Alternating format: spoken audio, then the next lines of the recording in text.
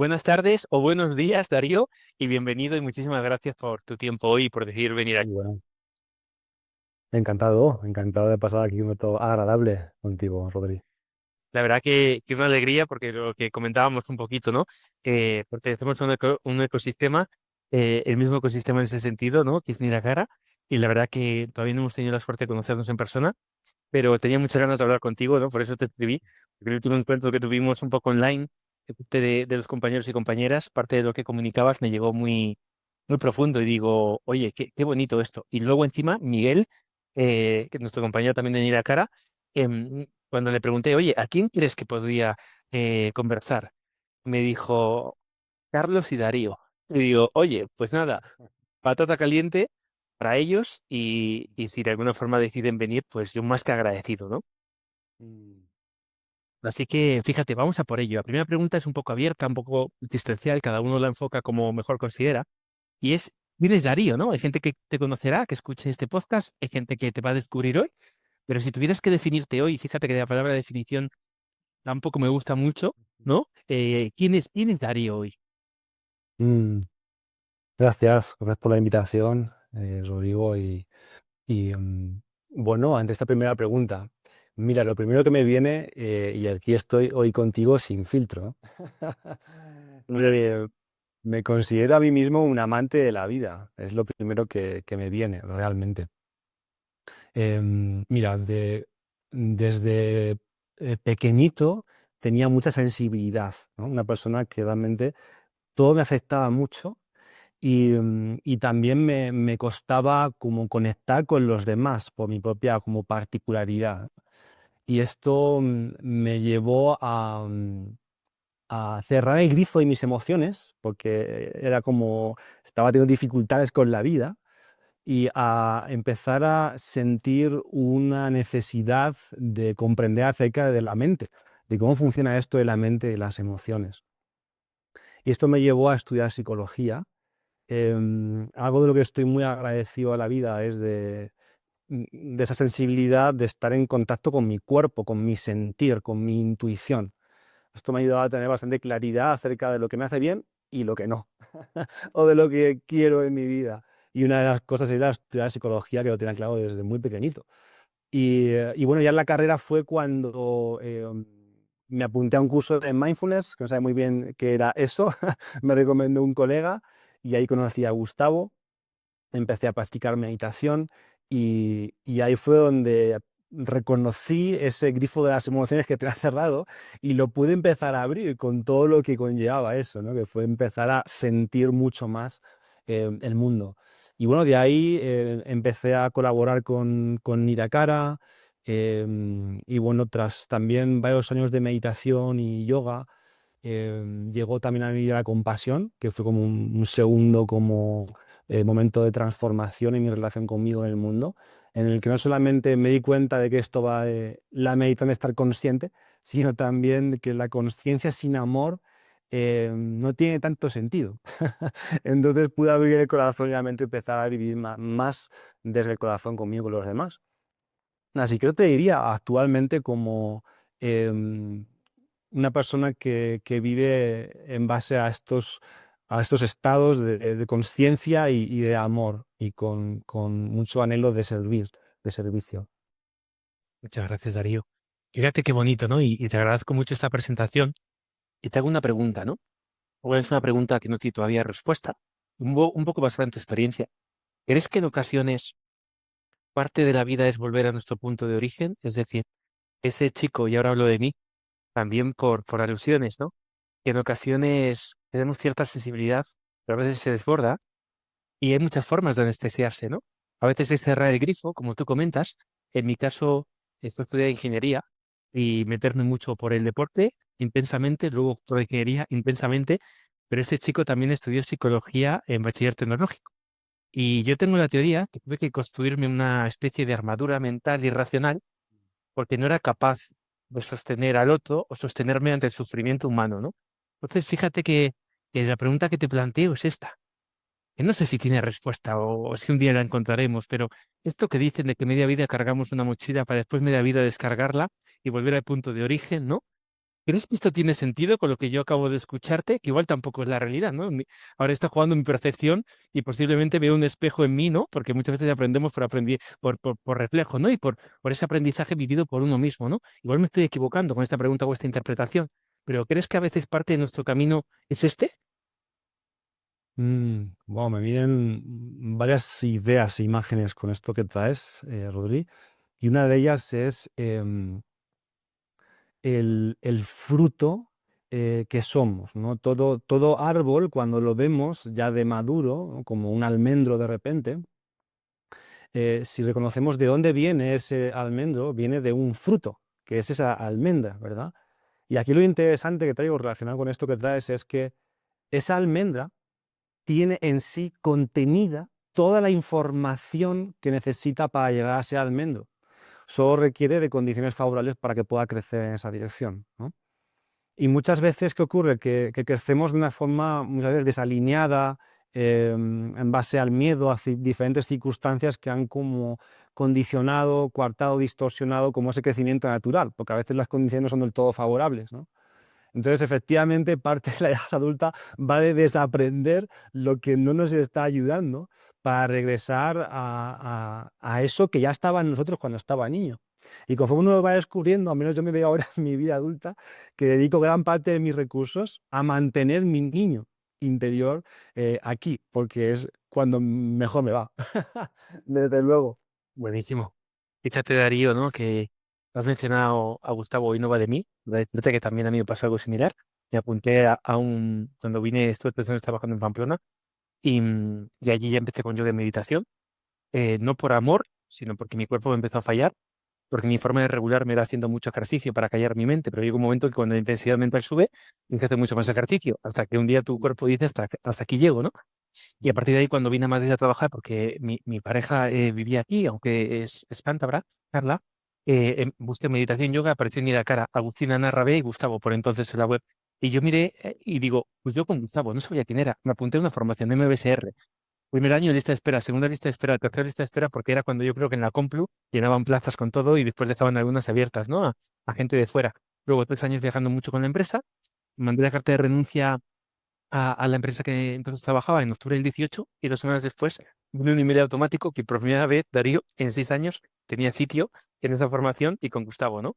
Y paradójicamente, Gustavo resultó ser el director de Mira la Cara y paradójicamente había hecho retiros con personas que eran profes de MSR, pero aunque lo ponían, yo nunca me había fijado en eso, ¿no? Y después también con Silvia hice el CTT, el de resiliencia y ayer empezamos el ACM, el de acompañamiento contemplativo en la muerte, que es no sé si puede llamarse asignatura pendiente, pero uno de mis grandes miedos y pérdidas, uno de mis grandes miedos siempre ha sido la pérdida de un ser querido y no estar a la altura de poder sostener. ¿No? Entonces, fíjate qué bonito lo que nos está regalando, porque ese almendro, a mí un día me lo contaron con un roble, ¿no? Eh, claro, tenemos un potencial interno, pero después entra el entorno, ¿no? Claro, primero es entender qué tipo de árbol o planta o bicho eres, ¿no? Que esto a veces nos lleva una vida y esta se queda corta, pero luego, en función de eso, entender en qué lugar es favorable para ti seguir desarrollándote, ¿no? Y claro, tal vez estos son dos de los misterios de la vida, ¿no? O dos temas a seguir profundizando, ¿no? Vaya regalazo. De brutal. Y fíjate que igual ya no es la búsqueda de resultado, sino el proceso. Y es algo que me viene estos años, ¿no? También con el entorno en la cara, ¿no? Y las formaciones que he podido recibir en ese lugar, de dar cuenta que ya no tengo claro si el objetivo es saber qué semilla soy, tampoco tengo claro si el objetivo es saber en qué entorno de estar, pero sé que son ingredientes importantes de mi vida, en ir descubriendo poco a poco esto, ¿no? Mm, Y bueno, Sí, el camino se hace al andar, ¿no? Y ahí estamos. total. Fíjate que compartía un poco el concepto de academia de alto rendimiento y de alto rendimiento en sí, y me va a encantar escuchar qué significa para ti, ¿no? Ese palabra, ¿no? Si tuviéramos que darle una definición, o cómo hoy enfocarías esa definición, ¿no? Si alguien te preguntara, oye, Darío, demos por hecho, hay un concepto que se llama rendimiento, ¿no? O alto rendimiento, lo que sea. ¿Cómo definirías para ti, oye, rendimiento? Mm. Cuando traes esto, entiendo que clásicamente viene como vinculado a la productividad, ¿no? Como la búsqueda de resultados. Más bien en psicología se puede relacionar con la tolerancia al estrés, con la regulación emocional, con el foco, con la motivación intrínseca. Pero para mí en concreto, lo que me surge literalmente es como a quién he de rendir cuentas, ¿no? Y yo he Wow. de rendir cuentas a la vida y a mí mismo, ¿no? Em, ¿Y a qué me refiero con esto de rendir cuentas? Pues para mí estoy viviendo en base a alto rendimiento en la medida en la que estoy orientando mis recursos, mi vitalidad, mi limitado tiempo de vida, em, en aquella dirección que está alineada con mi llamado, con aquello que es importante para mí, con mis valores, con mi sentido vital. En ese sentido, em, en otras palabras también, en qué medida estoy siendo coherente con eso que me atraviesa, ese llamado que siento en la medida en la que realmente estoy conectado conmigo y con la vida. Mm. Fíjate qué interesante, ¿no, Darío? Porque una pregunta que suelo ofrecer al final es, ¿qué supone para ti el sentido y el propósito? Fíjate que ya nos ha regalado, y otra pregunta que suele venir es los factores de alto rendimiento, ¿no? Fíjate que si te escucho bien, has comentado entre otras cosas los valores, la coherencia y el dar. Me ha encantado esto que has comentado, ¿no? Rendir cuentas. Rendir cuentas a la vida, ¿no? Es brutal, porque fíjate cuando llegamos a ese punto, dependiendo de la conversación, yo les hago una pregunta. Y antes te confesaba, ¿no? Antes de arrancar, alto rendimiento es una forma más aceptada de hablar de una buena vida. Una buena vida a veces asusta, ¿no? Cuando a alguien le dices, oye, vamos a trabajar, ¿cómo es una buena vida para ti, no? Parece ser que hay rechazo, pero paradójicamente alto rendimiento también tiene rechazo, productividad en algunos lugares, ¿no? Pero, Mm. ¿y si estuviéramos hablando de lo mismo? No, y una pregunta que suelo plantearles, y si me permites te la hago a ti, ¿se puede vivir una vida sin sentido? ¿Sin integridad, sin coherencia, sin un propósito? ¿Cómo convive Darío con esto? Mm. Bueno, se puede vivir, o se puede sobrevivir. Claro, depende de cómo entendamos la vida en sí, ¿no? Pero claramente, o sea, para mí, un criterio que puedo reconocer para saber si estoy viviendo de esa manera, con ese alto rendimiento entendido de esta forma, es la satisfacción vital. O sea, en qué medida siento satisfacción en mi vida, ¿no? Y esa satisfacción vital para mí está muy vinculada a estar alineado con lo que es importante para uno. Si para mí es importante, por ejemplo, qué sé yo, la salud, por ejemplo, y, y me pillo en el día a día llevando conductas que están alejadas de eso, comiendo comida que no me hace bien, que me desvitaliza, eso va generando una impronta, un pozo, ¿no? Y que va mermando mi propia satisfacción vital. Me preguntas, ¿es posible vivir una vida sin sentido? Bueno, ¿qué sentido tiene? Más bien, ¿no? Me preguntaría, vivir una vida sin sentido. ¿Qué sentido tiene vivir una vida sin sentido? Ahora bien, ¿cuál es ese sentido? Porque esto es un gran palabra, ¿no? Las personas, creo que una de los grandes tareas pendientes que tenemos como humanidad es tomarnos el tiempo de conocernos, de dar cuenta de qué es importante para uno. Y porque muchas personas no saben qué sentido tiene su vida o qué es importante para ellas. Y generalmente creo que esto se debe a que estamos distraídos con lo de fuera, estamos en el mundo externo y hoy día, de hecho, es cada vez mayor las posibilidades de distracción y de no estar conectados con nosotros. Entonces, cuando podemos darnos el tiempo a conectar, a estar con uno mismo, uno puede empezar a profundizar y a reconocer esa información que ya está en uno, como decíamos con esa almendra, ¿verdad? Y en la medida en la que uno reconoce lo que es importante y lo que me vibra, lo que me conecta, lo que me da vitalidad, hay muchas formas de reconocer cuando uno está en aquello que realmente hace sentido para uno. Y cuando uno va reconociendo lo que es importante, puede ir tomando decisiones alineadas con ello. Y eso va a permitir claramente que uno tenga una experiencia de mayor plenitud en la vida, de satisfacción. Y para mí eso es lo que tiene sentido, claramente. Fíjate que totalmente de acuerdo, es un palabra muy grande, ¿no? Y muy profundo, posiblemente mucha gente muchas personas antes que nosotros no seguramente. Es así, ¿no? Se han preguntado, ¿no? Víctor Frankl, en El hombre en busca de sentido, creo que lo Mm, planteaba desde un lugar muy bonito, ¿no? La logoterapia, ¿no? La terapia basada en sentido son obras que a mí me han encantado visitar de vez en cuando, ¿no? Y posiblemente he rozado la superficie, pero sí que me han ayudado en muchos momentos a intentar comprender para qué estoy aquí, ¿no? Y fíjate que mm, aparte de rendir cuentas, me ha llamado mucho la atención, para bien, porque fíjate que esa coherencia interna a veces choca, ¿no? Con distracciones que has comentado o también con una ausencia de egoísmo malentendida, y me explico, ¿no? mm, Yo hasta hace muy poquito, y esto me sucedió las primeras veces que tuve la suerte de subir en un avión, yo realmente pensaba, ¿no? Está muy manido este tema, pero era así. Cuando escuchaba las premisas iniciales de la máscara, yo no llegaba a comprender cómo yo tenía que ponerme la máscara antes que un niño pequeño o que un anciano, ¿no? Porque la educación que yo he recibido o lo que yo he comprado o el contexto en el que me movía tenía que ver con el otro también, ¿no? Estar a la altura, no fallar, intentar ser mm, visto, ser merecedor de amor, ¿no? Y después aplicaba esfuerzo y alto rendimiento en el sentido más negativo y menos estable y no sostenible en el tiempo muchas veces, y a veces incluso no coherente, si mis valores, que esto es algo que siempre he mantenido o intento mantener a capa y espada, pero sí que a veces la salud y otros factores importantes que he ido descubriendo los ponía en juego, ¿no? Claro, de repente un día una persona te puede decir, ¿no? Nos puede decir, y hablo en primera persona, me puede decir, tienes que ser solidario. Claro, cuando ya hay una relación entre dos entes, aparte de dar cuentas a la vida, ahí ya se abre un melón interesante. Que es que entiendes tú por solidaridad, que entiendo yo, y por otro lado, y tú has normalizado que lo común, o hemos normalizado conjuntamente, que lo común es yo apagarme para que tú te mantengas encendida o encendido, ¿no? Yo mm, sacrificar mi alegría para, de alguna forma, que tú estés mejor, ¿no? Y yo creo que también es en mi viaje, ¿no? De MBSR, de CTT, no, cada uno de estos programas de coaching, empecé a estudiar psicología por la UOC y voy poquito a poquito, ¿no?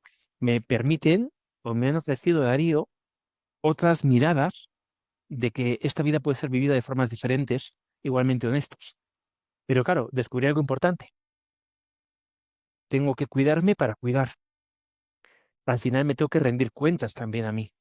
Y al final del día, no todo el mundo tiene en consideración el hecho de buscar mi mayor bienestar eh, delante del suyo. Y no quiero decir que esto sea lo correcto, pero era lo que yo entendía durante muchos años que era lo correcto, ¿no? Hay roles familiares que te alteran, hay relaciones descompensadas, y al final hay un ciclo de culpa porque sientes que no llegas y que no das.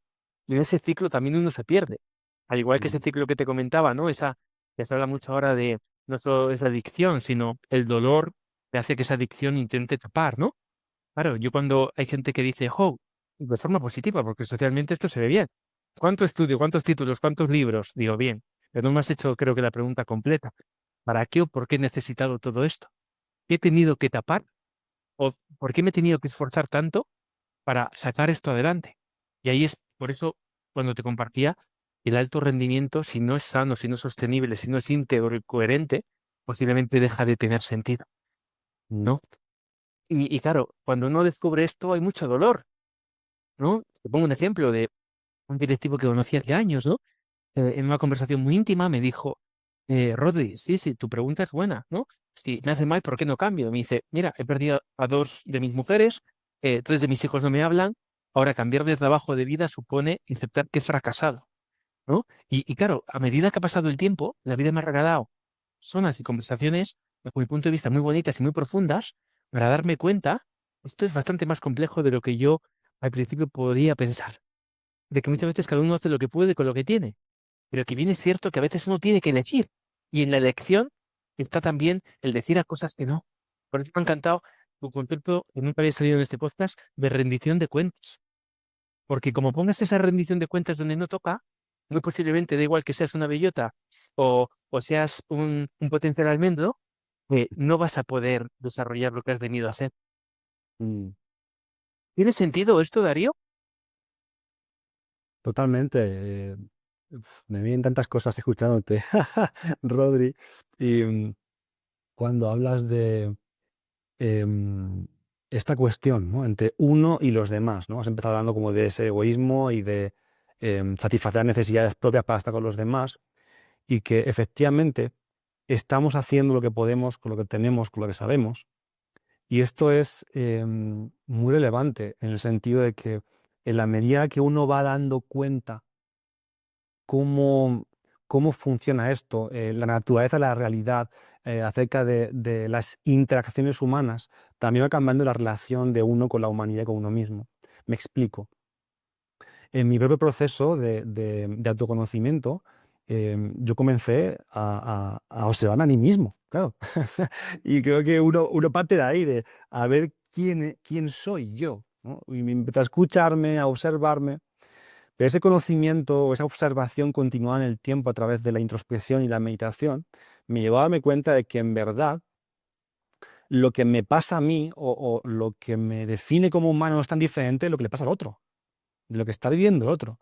Es decir, cuando uno reconoce la humanidad en uno se da cuenta de que uno es humano y que los humanos compartimos lo que llamamos humanidad compartida, ¿no? Todos sufrimos, todos queremos estar bien, todos queremos ser vistos, queremos ser amados, queremos amar. Y entonces uno va dando cuenta de que el yo y el nosotros va cambiando. Esos límites que me separan a mí y el otro va cambiando. Entonces, en mi propio proceso pasé de yo, mi, mío, que básicamente es como vivimos habitualmente, una mente autocentrada y que es causa de sufrimiento, a empezar a dar cuenta de que, ostras, a lo mejor me doy cuenta de que no estoy tan separado de los demás, que lo que me afecta a mí le afecta a otros, que tal y como estoy yo, tal y como me expreso, lo que hago está afectando a los demás y viceversa. Y por lo tanto me di cuenta de que el cuidado no es de mí, sino el cuidado es de nosotros. Hemos de cuidarnos como humanidad. Entonces, de una forma natural, esa solidaridad que comentabas, se expande, uno va expandiendo esos límites del amor y la compasión de uno mismo a todos. Y de repente, en mi caso, ha ido surgiendo como un anhelo del bienestar común. Y no es algo conceptual, sino es algo que es sentido en la medida en la que uno va notándose como humanidad, en que estamos todos en las mismas, ¿no? En el mismo barco. Total, Darío, fíjate, ¿no? Ese mantra de esa persona sufre tal y como yo, esa persona que ser feliz tal y como yo. Totalmente de acuerdo contigo que cuando vas abrazando, ¿no? Tu ser, tus heridas, ¿no? Lo que hay dentro, vas abrazando esa sombra junguiana. Yo es otra persona que me llama mucha atención durante años. Intento leer algunos de sus libros. Ahora cumplo 40 añitos en unos días, el 27 de enero, y ese proceso de individuación me lleva varios años dando vueltas para intentar comprender también, ¿no? Lo que la persona nos regalaba, ¿no? Y fíjate que es muy interesante esto, ¿no? Yo llega un momento que estos años veo como la vida, como muchos teatros, donde uno pone en juego sus personajes, ¿no? Su esencia en ocasiones, un personaje aprendido, ¿no? Esa forma de supervivencia, de búsqueda de amor, como bien comentabas. Pero claro, esa obra de teatro, a nivel familiar, a nivel de pareja, a nivel de amistad, en algún momento alguna persona levanta la mano y dice, oye, yo creo que estoy jugando un papel que nunca fui. ¿Te importa si dejo de hacer esto? Porque ya me estoy consciente que me hace mal, ¿no? Es decir, Ujú, esto verbalizado, algunas personas hace unos años les tuve que decir que esto era un tema mío interno que no tenía que ver con ellos, era mi forma de relación, pero que yo ya no podía seguir rompiéndome por el amor de nadie, ¿no? ujú, Esta frase era para mí, para intentar entender que tenía que poner algunos límites a ese rendimiento, ¿no? Esa forma de vivir, ¿no?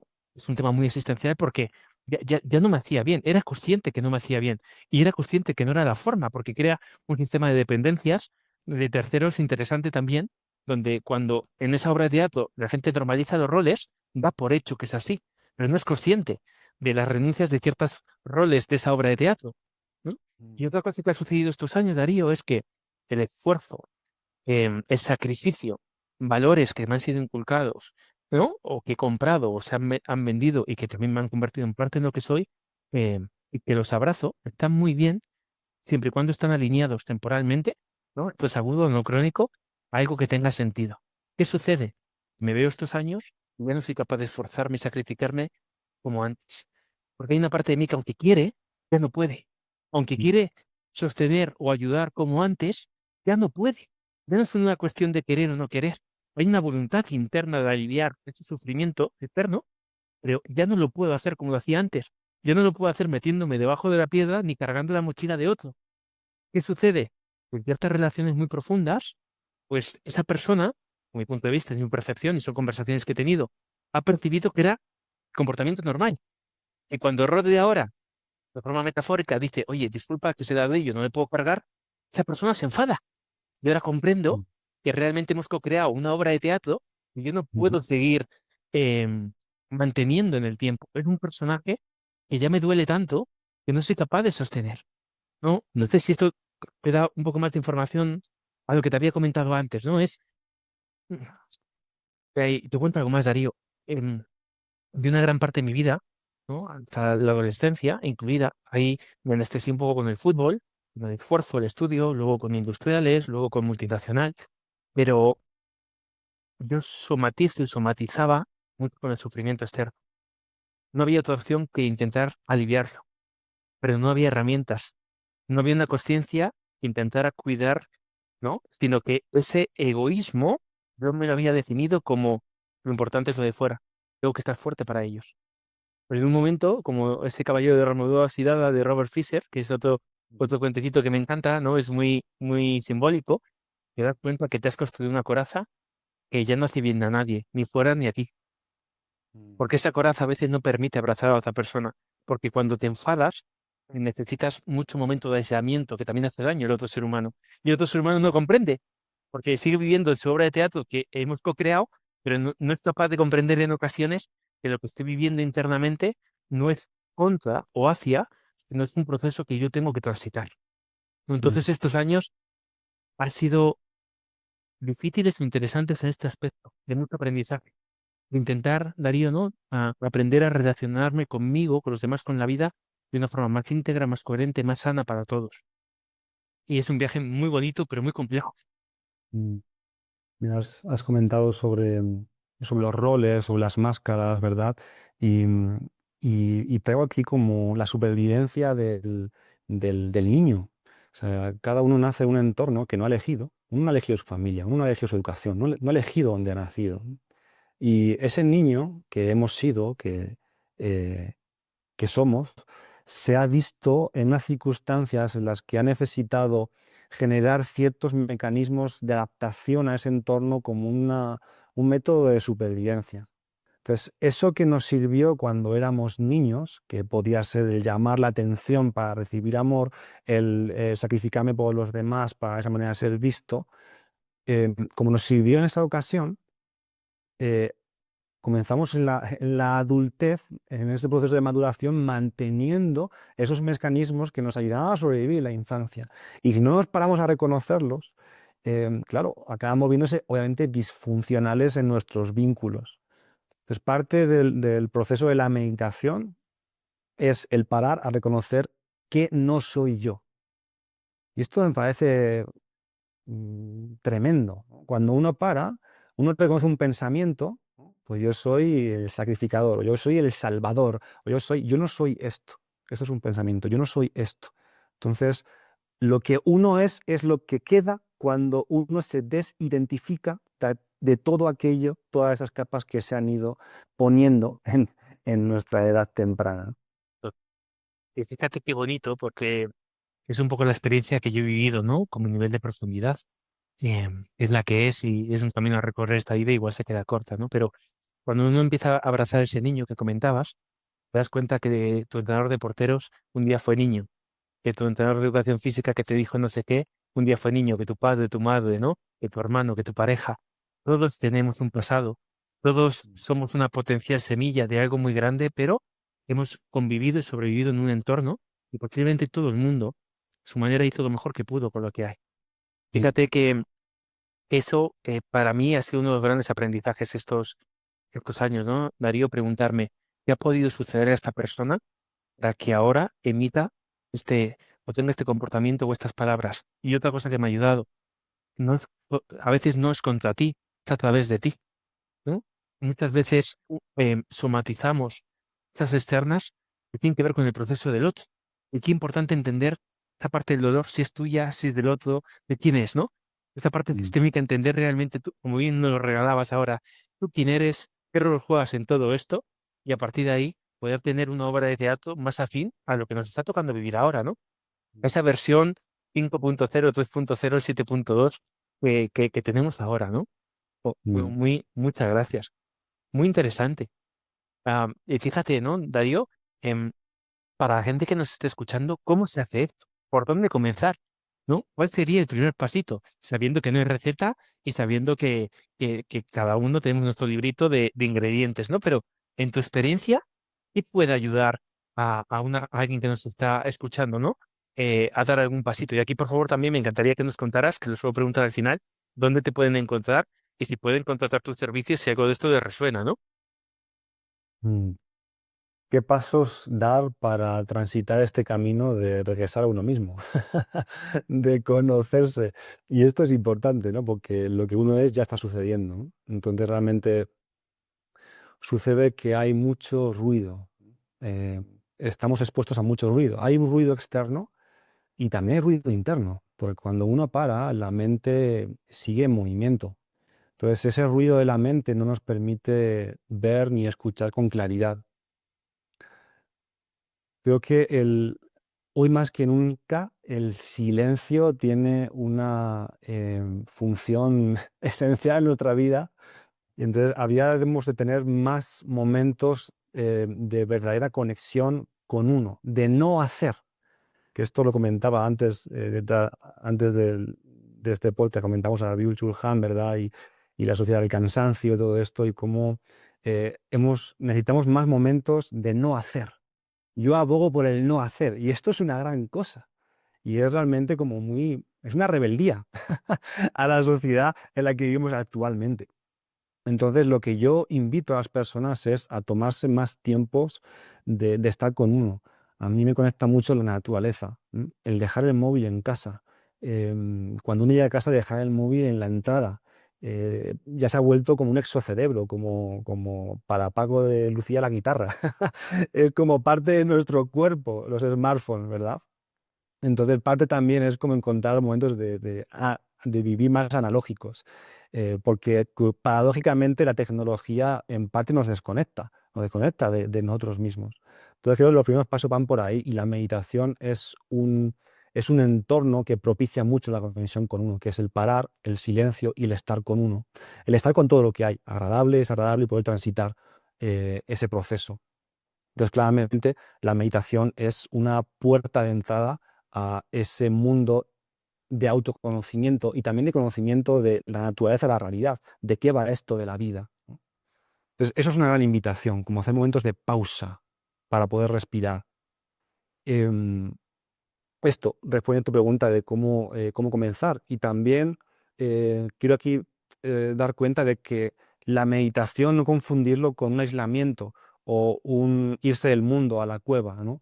Creo que ha de haber momentos de recogimiento y son momentos muy valiosos para conectar con uno, y que eso nos lleve al encuentro con el otro desde un lugar mucho más honesto, más vulnerable, más humano, y que podamos, como estamos teniendo ahora esta conversación, Rodri, que podamos darnos al otro, que podamos ir reconociendo todo eso que no somos, todas esas capas, todas esas defensas, todos esos miedos, y que vamos a atravesarlas para que el encuentro con el otro sea algo realmente transformador, ¿no? Como está siendo para mí ahora contigo.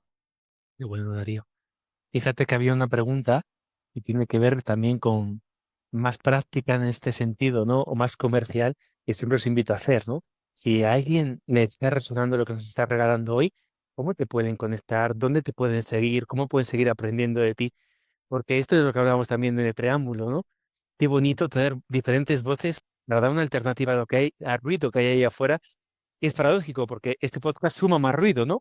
Esto habría que darle una vuelta, pero yo creo que es un ruido que intenta también, con la mejor de las intenciones, que las personas encuentren, pues, una voz, un altavoz, el camino de alguna persona que les pueda ser útiles, ¿no?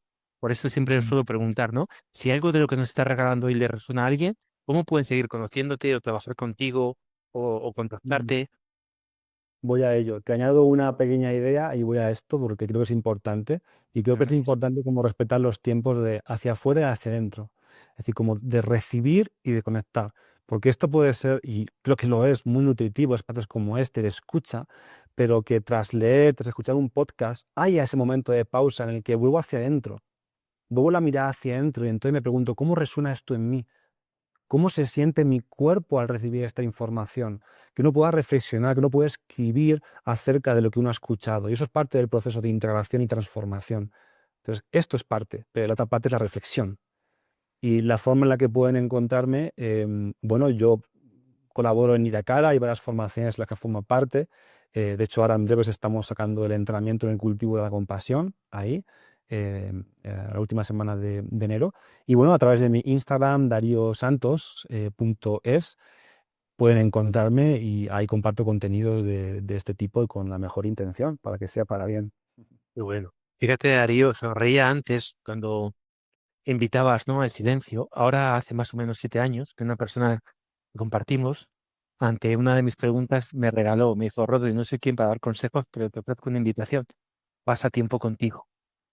Mm, Una conversación que he tenido con mi padre estas Navidades, de nuevo, en este caso mi padre, me vuelve a invitar, Rodri, no te olvides de ti. ¿Qué necesitas tú? ¿No? Ocúpate también de ti. No mm, cometas el error de perderte fuera, ¿no? Fíjate qué bonito como cuando eh, podemos mostrarnos vulnerables, cuando hacemos preguntas, de repente vienen personas que nos regalan miradas o caminos nuevos, ¿no? O el mismo mensaje repetido, ¿no? Por diferentes personas. Y fíjate que hoy nos regalas otra vez otra versión de ese mensaje, ¿no? De silencio, pero que no sea únicamente, que tú me ha encantado, ¿no? Un aislamiento, sino que eso es una de las etapas para después conectar más y mejor, de una forma más honesta con los demás. Porque esto también se tacha muchas veces mindfulness. Esto es individualista. Digo, creo que no hemos, o no nos hemos explicado o no hemos comprendido bien que al final es bidireccional, dentro, fuera, fuera, dentro. Yo creo que este es un viaje continuo, ¿no? De introspección, de salida, de jugar ese nuevo personaje o esa esencia con los demás, volver dentro de ti, ¿no? Y una recirculación cada vez más sana, posiblemente, ¿no? mm, Fíjate, Darío, antes de acabar, hay algo que me encantaría también preguntarte, que es tu mirada sobre las transiciones vitales.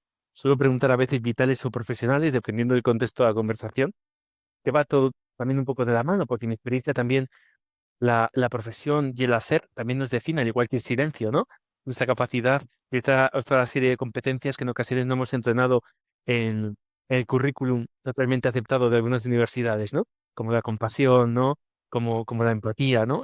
Pero bien es cierto que al final, yo es algo que me pregunto con el tiempo, ¿no? A veces vivimos las transiciones como crisis, como pérdidas, y esto es parte. Pero una pregunta que siempre suelo traer es esto, ¿no? ¿Qué entendéis por transición? ¿Y cómo de importantes son las transiciones en un ser humano? mm. Cuando dices la palabra transición, lo que me viene es movimiento, es cambio. Y si hubiera de definir la vida con una palabra, diría la vida es cambio. Wow. Entonces, si transición es cambio, te preguntas, bueno, ¿tiene sentido que qué lugar ocupa estas transiciones en nuestra propia transformación en la vida? Pues el agua estancada se pudre. Necesitamos el movimiento, necesitamos el cambio. Entonces, para mí, toda transición, cuando se mueve, cuando tiembla nuestra realidad, es una posibilidad de cambio, es una posibilidad de transformación. Ahora bien, y aquí quiero poner un asterisco, ¿no? Porque muchas veces se habla de la crisis, el término japonés como oportunidad, que realmente no es del todo así, literalmente, pero eh, toda crisis no siempre necesariamente va a ser un proceso de transformación. Una crisis puede llevar a un momento de parálisis realmente y de problemática de salud mental. Han de darse las condiciones favorables para que ese momento de crisis se vuelva algo constructivo, como el tiempo, como el apoyo, como los conocimientos o las prácticas que nos ayuden a ello. Entonces, porque de hecho en la crisálida, el proceso que hay, hay una descomposición de la misma crisálida para reorganizarse en otra cosa diferente. Entonces, claramente que en la transición hay una oportunidad, hay una posibilidad de cambio, y esto hay que acompañarlo de condiciones favorables, las mismas que necesita la almendrita para poder llegar a ser un almendro. Entonces, cuando estamos viendo transiciones, preguntarnos, ¿qué es lo que necesito yo en este momento? ¿Qué condiciones para poder florecer desde aquí? Y eso es importante también como incluirlo. Entonces, claro, que es una oportunidad de transformación, pero dar cuenta también de qué condiciones nos estamos rodeando para favorecer ese cambio, esa transformación. Y una de ellas también es la claridad, Pues cuando me voy a mover, cuando hay cambio, ¿hacia dónde me muevo? Antes de empezar a caminar, primero decido hacia dónde voy a caminar. Y ahí hay un, em, una necesidad de primero parar para sentir, reconocer, y desde ahí, desde el sentir, me puedo empezar a mover. Cuando tengo más claridad hacia dónde tiene sentido moverme, conectado con los valores que decíamos antes, con el sentido vital, ¿no? Qué bueno. ¿Cómo de coherente suena esto, ¿no? Y te lo agradezco un montón, Darío, ¿no? Porque cuando te escuchaba, digo, claro, al abrir el concepto de transición deberíamos hablar a muchos niveles, ¿no? Hay transiciones segundo a segundo, alóstasis, homeostasis, ¿no? Estamos muriendo y viviendo constantemente. Hay micromuertes biológicas, psicobiológicas, ¿no? Después hay décadas que nos asustan, realmente, los 30, los 40, ¿no? Es como un número te marca un posible despertar, ¿no? Pero después también hay estímulos externos, una pérdida de un ser querido, ¿no? Em, un pinchazo de la rueda del coche, ¿no? Una rotura de la pantalla del móvil, y es importante para ti el móvil, ¿no? Que de alguna forma no viene de dentro a afuera, sino de fuera a adentro, ¿no? Entonces también te quería compartir esto para ver tu punto de vista, porque al final todo detona una transición, pero algunas son elegidas y algunas son forzadas, ¿verdad? Ujú. Todo cambio genera estrés, y vivimos en un mundo y el estrés no es malo. El estrés nos pone en movimiento, pero efectivamente vivimos expuestos a la vida y la vida nos atraviesa. Y quizás eh, eso no es elegible, o sea, no podemos elegir que nos pasen cosas o no, pero sí podemos elegir la forma de relación con eso que nos ocurre. Sí podemos decidir la actitud que traemos ante la incertidumbre, ante los imprevistos de la vida, ¿no?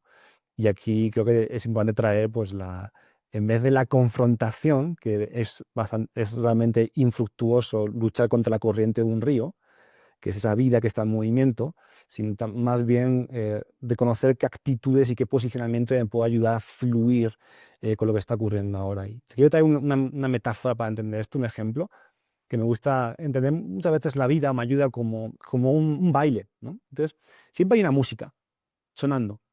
Entonces, a veces nos gusta la música que suena. Y entonces, qué bien, ¿no? Y qué fácil que es bailar esa música a ritmo, ¿no? Y disfrutarlo. Pero a veces no mola. A veces la canción que está sonando, la banda sonora de nuestra vida en ese momento, no es nada agradable. Entonces ahí es cuando empezamos a tropezarnos. Ya esto no me gusta, cambia la canción. Pero no depende de mí la canción que suena en gran medida, sino cómo me relaciono, cómo puedo realmente empezar a adaptar mi cuerpo, a escuchar, a poder empezar a cambiar el ritmo.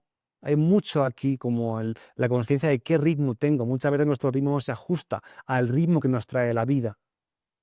Entonces es reconocer que va mucho de conectar con el cuerpo, y a veces necesito parar para dar cuenta, vale, esto es lo que está sonando y esto es cómo me hace sentir y esto es la vida.